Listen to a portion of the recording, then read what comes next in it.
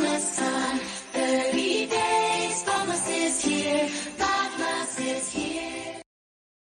Hello, welcome back to Podmas. I am 1/3 of the Game Club pod. I am Joey Fitzgerald. I'm joined by the incandescent Tim Fitzgerald. Hello. And the D-Maid, Alex. I was going to say your full name then, but we never normally say it. So the D-Maid, Alex. Hello, I'm 3/9 of the Game Club pod. How are we doing, gentlemen? Not so bad. How are you? Just swell, thank you, Tim. Alex, how are you? I'm feeling very 8-bit. I think that's very apt. So, you'll have seen in the episode title, we're going to talk about Demakes. Now, you don't know what a demake is. We live in a world where video games are pushing the boundaries of technology. Sometimes it's hard to tell what is the difference between photorealism and the video game you're playing. Other times you're playing Gollum. But fun thing that some people do is they take a modern video game and then they create it again, but they create it in an outdated consoles format.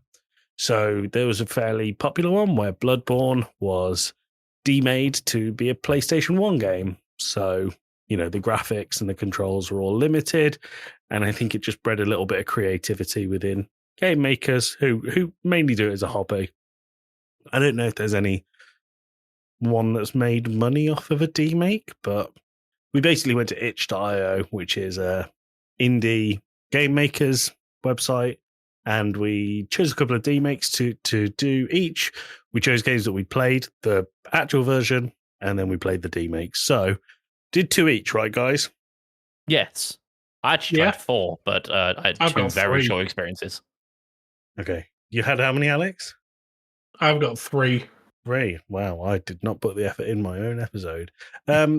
Alex, let's just go around the table. We'll start with Alex because he's doing 3. Tim and I are doing 2. So, Alex, we'll start with fucking hell. So we'll start with Tim. I mean, for what it's worth, 2 of mine were very short. You're really derailing this. Let's go back to Alex. Oh, no, I've not done any. No. Do you know what? I'll start. Let's start with Joey.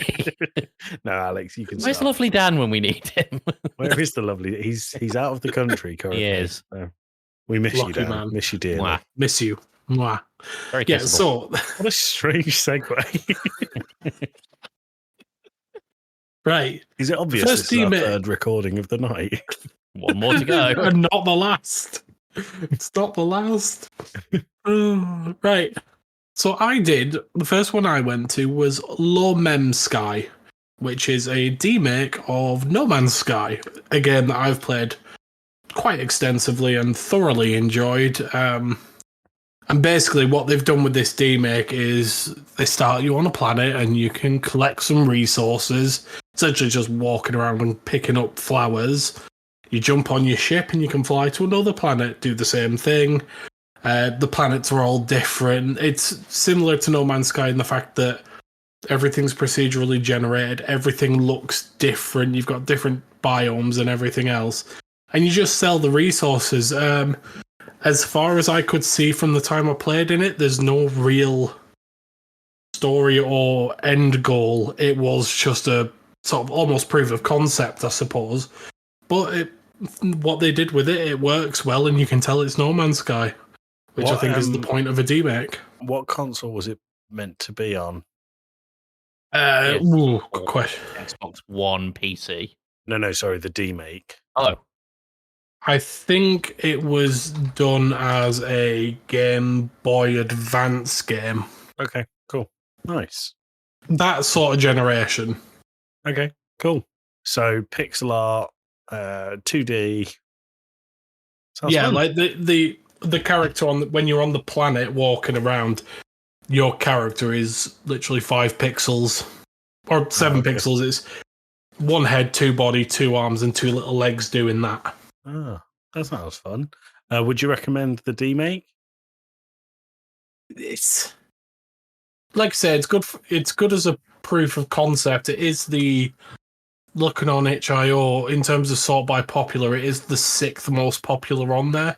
Oh, So maybe there is more to it that I didn't get to, but yeah, it was decent enough. It's worth a look at. Nice. Great. Tim, do you want to do your 2 short games as one? Yeah, can do. So I did Persona 4 Golden, the Game Boy edition. Um, Now I say I had a very short experience with this because I really like Persona 4 Golden. In fact, it's my favorite of the series. So I was like, this seems cool. It's a little demo. It will be a little taste of what of a series that I like for the most part. And what I did not realize going into it is how faithfully the introduction was remade, length and all. So So it was only like 27 hours long instead of 70. I think I was on the intro going through text for about 25, 30 minutes before I saw any sort of combat. And other than that, it was just side scrolling and chatting to NPCs. It's like, oh. Aye. Like, when we got to the combat, it's well put together. The art direction is thought out, I suppose would be the term, not necessarily well. But yeah, it translates because it plays basically like a Pokemon game. That's about it. But the other short one, and this one was really short, was Mario 2D Odyssey. Now, I've a bit of a long history with Mario Odyssey, used to speedrun it, so I thought, this would be cool. Looks interesting, looks really, really good. Looks like it was made for about the SNES, maybe a little after, maybe Game Boy Advance. And is the only one that I downloaded from itch.io to get to work. Everything else I did in browser. And when it opened, it was definitely loud. There were no controls other than Q to advance through the menu, and then it crashed. So you speedrun that as well? Yeah, 100 got to the credits. Error percent. Nice. Yeah, so I don't really recommend either of those two, to be honest. Okay, cool. Sweet. Well, my first one, I did PT. And this was remade as if it was for the Game Boy. So it had the green screen, the green pixels. So if you don't know PT, it's an endless loop of corridors where small things change. And if you get things right, you escape. And if not, Lisa, the scary ghost, jumps out at you and goes blue goo goo boo, and the game ends and you start again. It was originally designed as a playable trailer, PT, for a Silent Hill game that got canned. But it's become pretty infamous in gaming circles. And there was a point where it was removed from the PlayStation Store. And if you had a PlayStation 4 with PT installed on it, you could sell it for a pretty penny online because people really wanted to play the actual version that was on PlayStation. What I didn't think about before I downloaded this, sorry, not downloaded, played in browser. Both of mine were played in browser. What I didn't think about before I played this was jump scares on a Game Boy are not scary. PT, I think, is one of the scariest things I've ever played. I think it's really well done. I think the horror is immaculately made. But PT on a Game Boy is very small pixels, very slowly moving through a very tight corridor. There are bits in PT where you go to the sink and there's a baby in the sink and he's dead and he's still screaming and blah, blah, blah. And that in Game Boy graphics isn't scary. No. So whilst I appreciate the effort that went into it, I wouldn't recommend PT. I did complete it. It took me about half an hour. I got one jump scare. Ooh. It didn't scare me. They did also make the pixels flash black and white for that. So very scary. But yeah, that's my first demake. I wouldn't recommend it. Alex. Hello. Your turn. Let's have a look. So the next one I went to was a demake of Factorio. For people who've not played Factorio, it's basically, it's almost like a colony sim, but you build in a factory. You put mining down, you lead it to pipes to furnaces, that leads it to factories, and then you sell the stuff, and it's about almost like self-automation.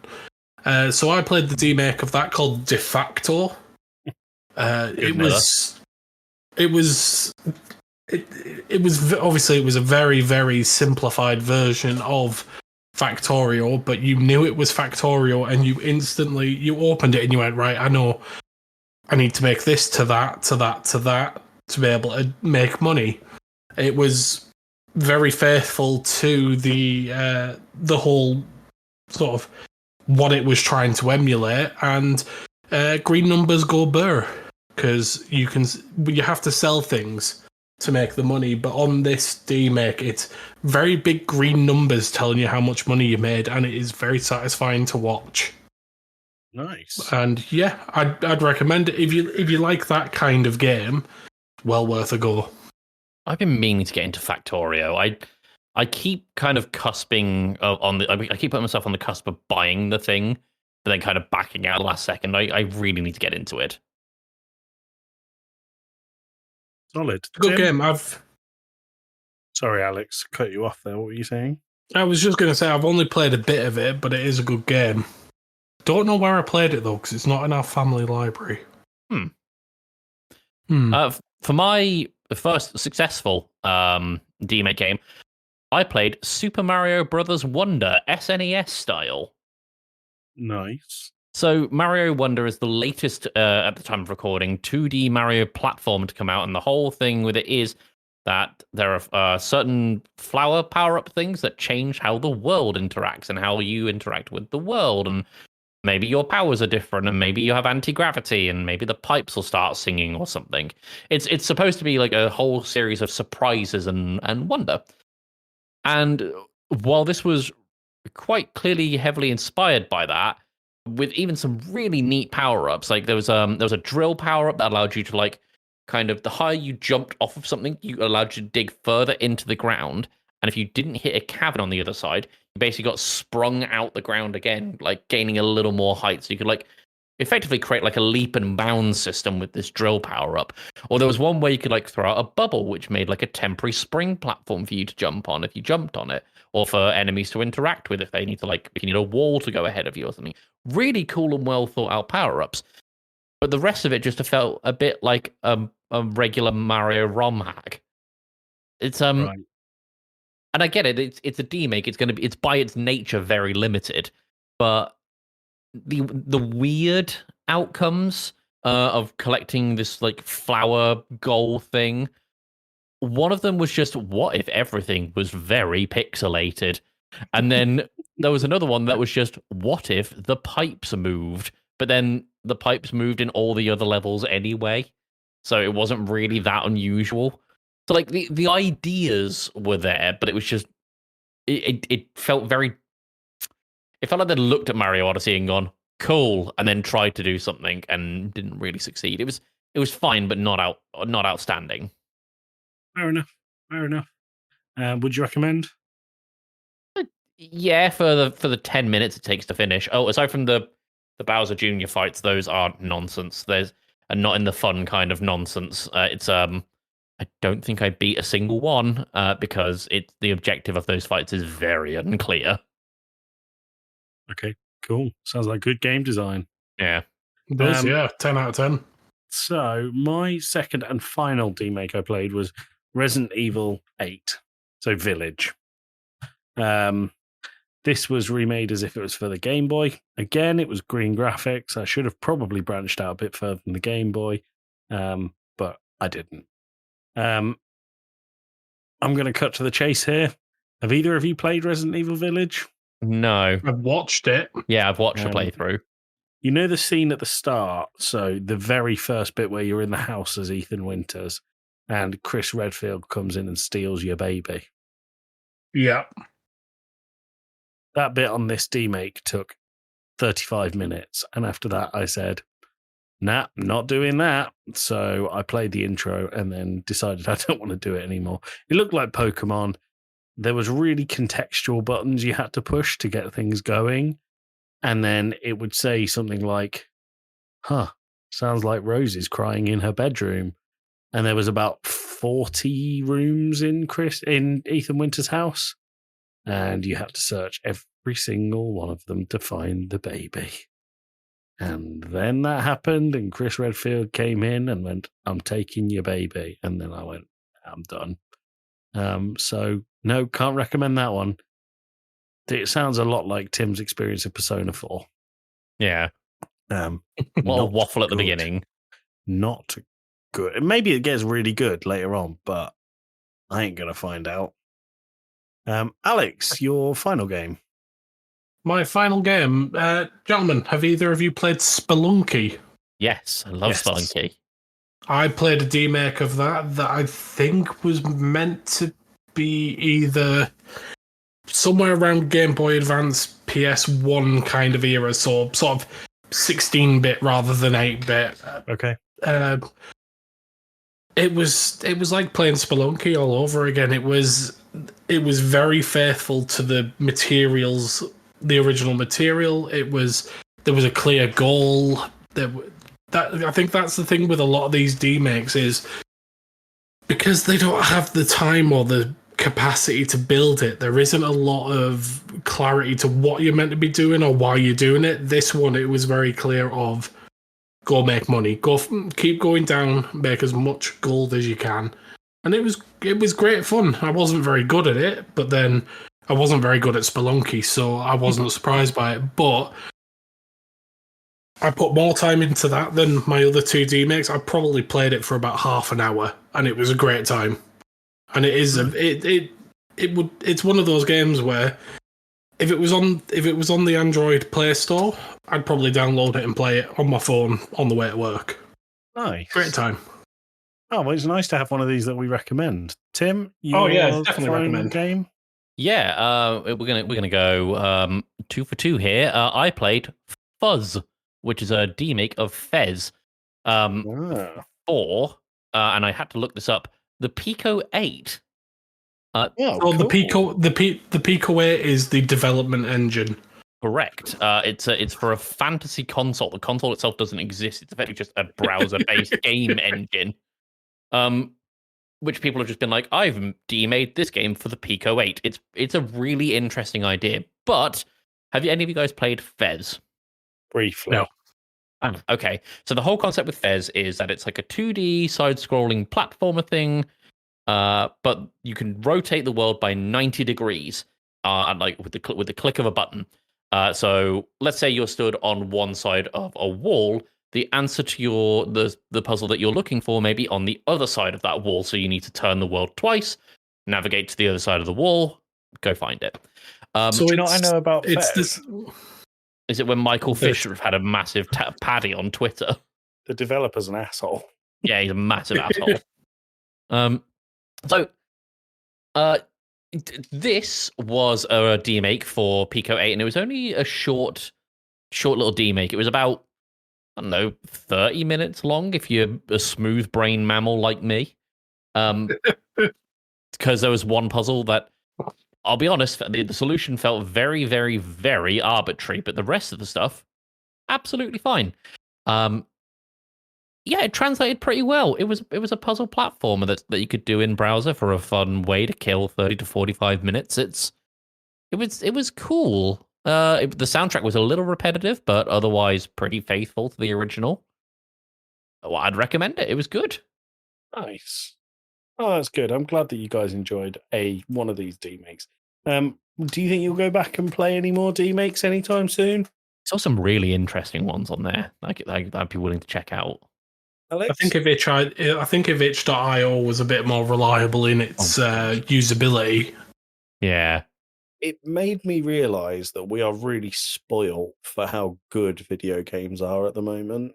Oh, I yeah. will not go back and play any demakes anytime soon because I want to most up to date. I want those sweet ass camera flares and the really scripted on rails action sequences that Call of Duty brings you, baby.